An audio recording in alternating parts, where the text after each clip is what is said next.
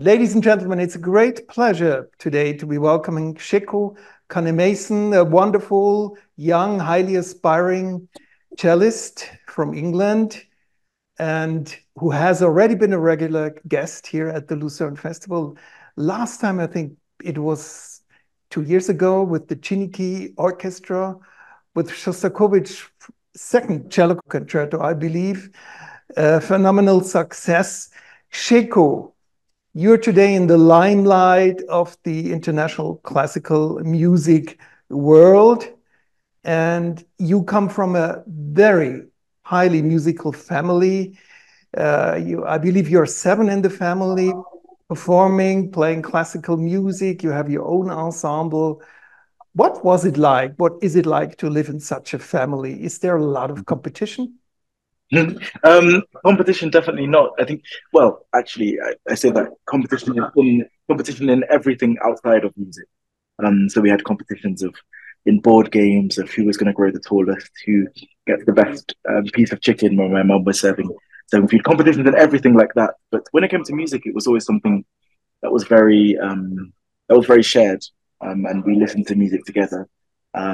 We practiced, of course, individually, but gave each other advice a lot of the time growing up. And I think for me, growing up in a household where everyone was practicing and thinking and talking about music meant that it felt like a very normal and natural thing to be such a big part of our lives, and very motivating to practice and hear the scales of someone playing the piano, hearing my brother practicing his Paganini or whatever it was. It's very inspiring to be surrounded by that musical environment. But competitiveness never really came into music, I think, because we played a lot together.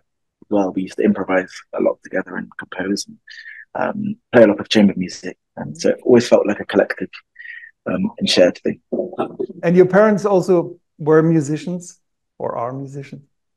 They're not musicians, but they played instruments growing up. So my dad learned the piano to a very good level, and the cello as well. And my mum learned the piano, and she learned the violin. Actually, she learned the violin at the same time my older siblings were having violin lessons. And I think that was nice.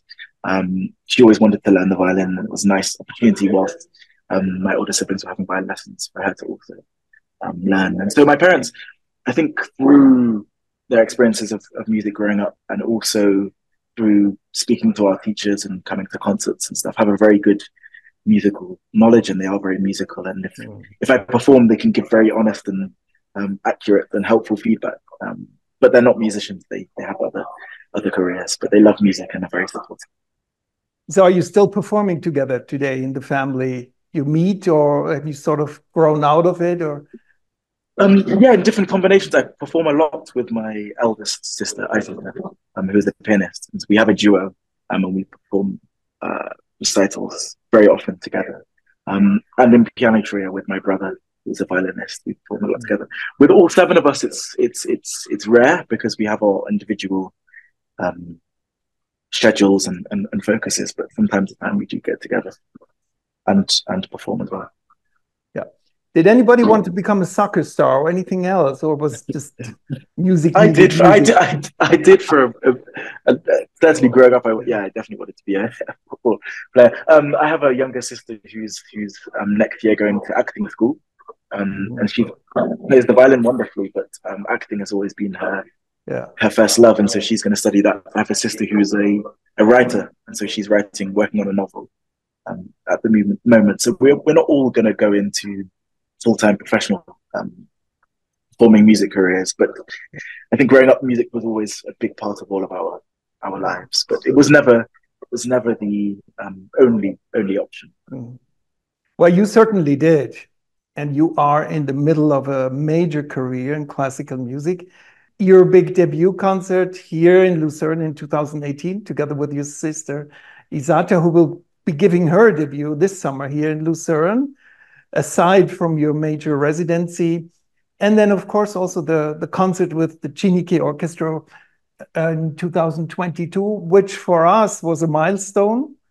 I mean, just simply said, we never had an orchestra of Black musicians with a Black soloist. And it was within the frame of our diversity festival. for you probably was something very normal. For us, it was something extraordinary and something that has changed our mindset and to a certain degree also the mindset of our audience.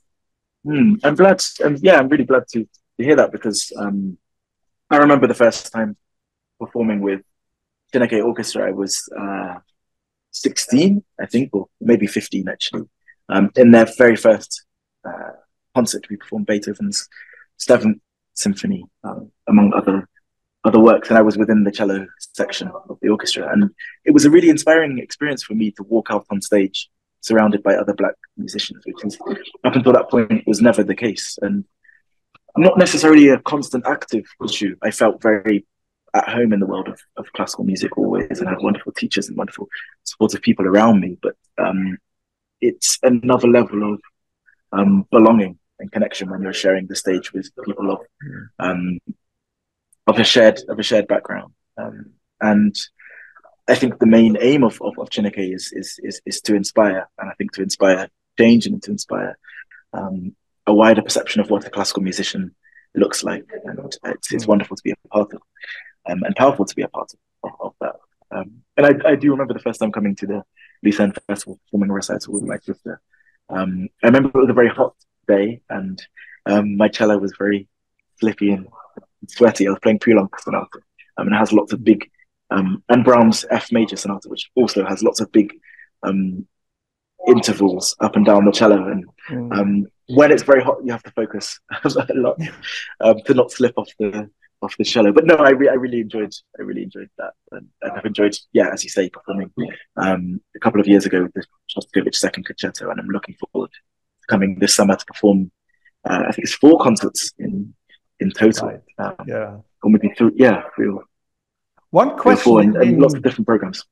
Since you come somehow from a different world than the maybe traditional classical musician, classical music is still perceived by many as being very elitist, as being far away from society, from general society.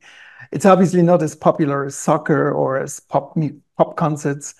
And how do you perceive it? Where does it stand today? And where would you, as one of the greatest soloists, like to take it? Yeah, I think that it's music that is wonderful and so wide ranging emotionally and technically and historically, from many different great composers in different eras. And I think it's can have a massively powerful impact because it's music that it's orchestral and chamber music. It doesn't have any words, but the emotions are very present. And I think because of the lack of language, it's actually a very accessible genre of music in theory. However, it's music that requires often a level of understanding, and it's music that you get the most out of it when you have that familiarity and understanding of its history and how it's structured, etc. And so I think one of the challenges as a classical musician is to present it in a way that,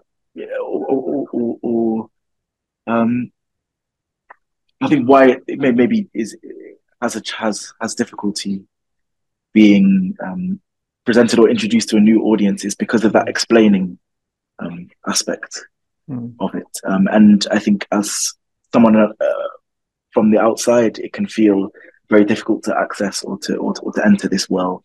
And it's music that has lots of traditions, the tradition of going to the concert hall, the whole structure of the concert, people coming on and bowing and coming off and being silent for the whole performance and clapping at the end.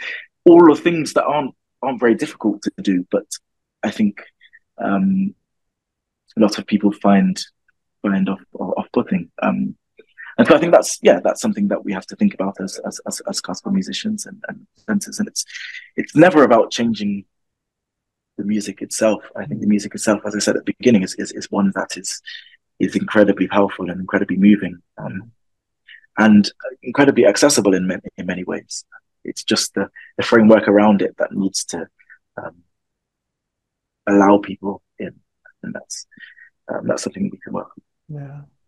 Let's talk a little bit about your residency this summer. There are going to be 4 components, 2 of them focused on 2 major, probably the 2 of the biggest concertos in the cello literature, the Dvorak Cello Concerto in B minor, and then the later work, the Shostakovich Concerto, Dmitri Shostakovich.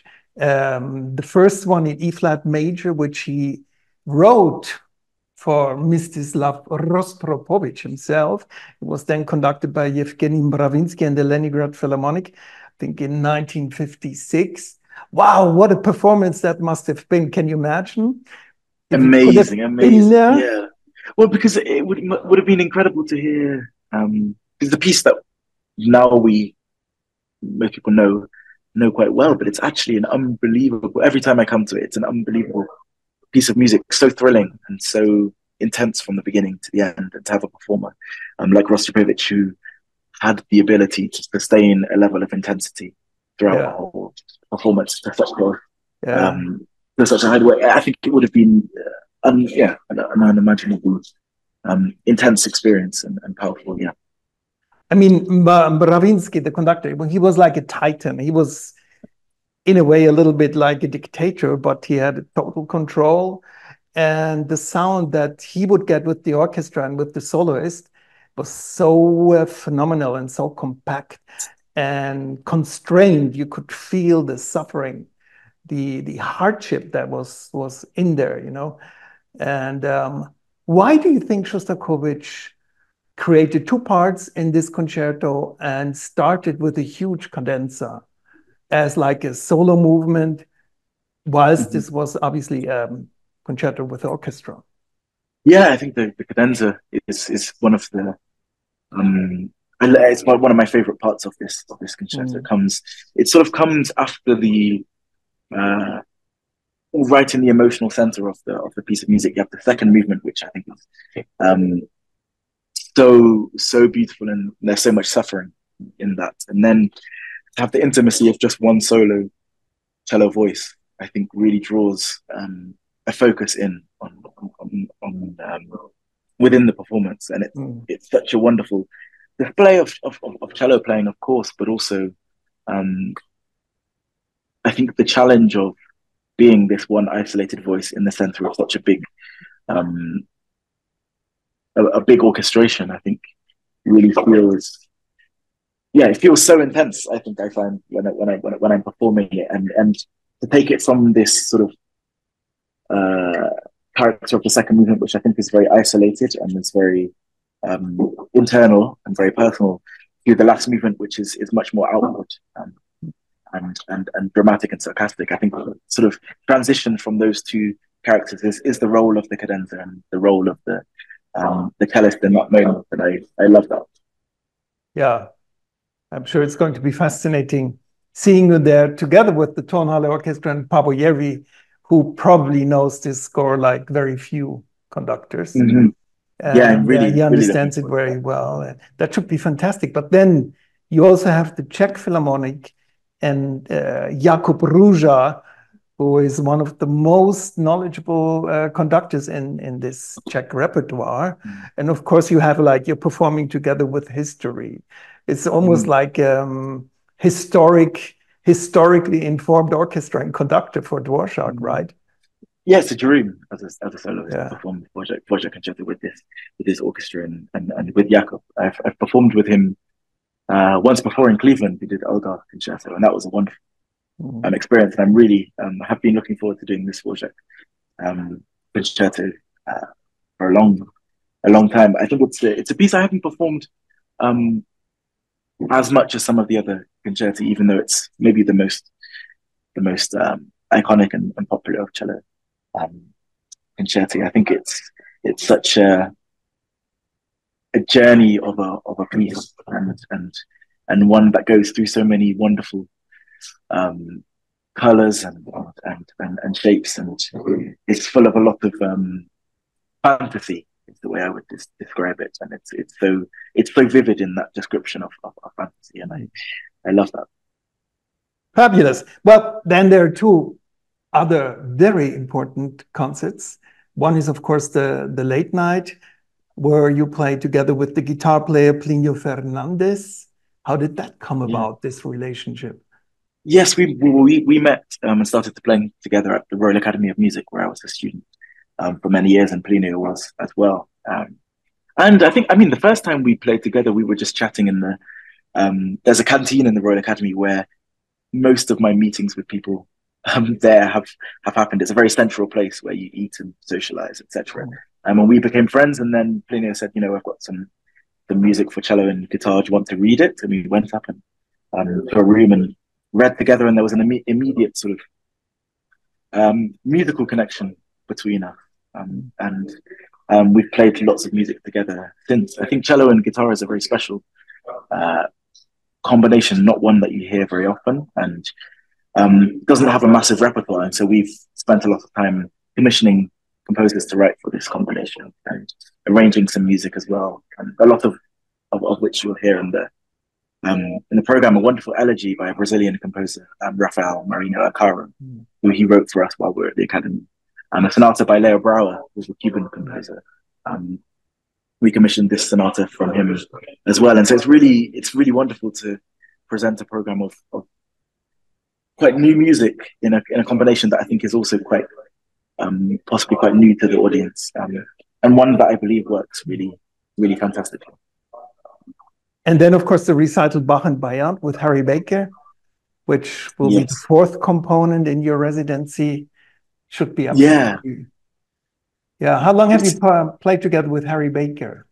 With Harry, we also met at the Royal Academy of Music, but at the junior department when we were teenagers, and we played in a piano quartet at that time. And then Harry went off to Oxford University and came back to the Royal Academy to study jazz.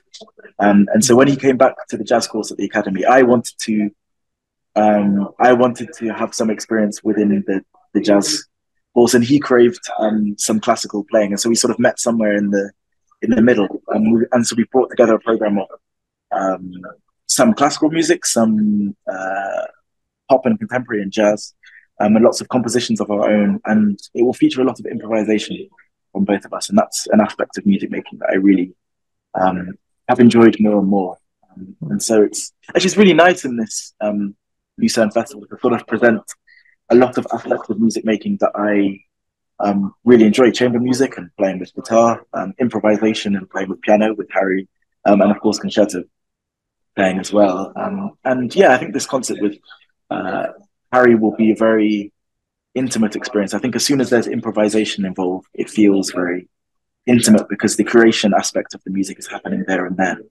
And so there's a wonderful feeling of focus and connection potentially with the audience. So I'm looking forward to that.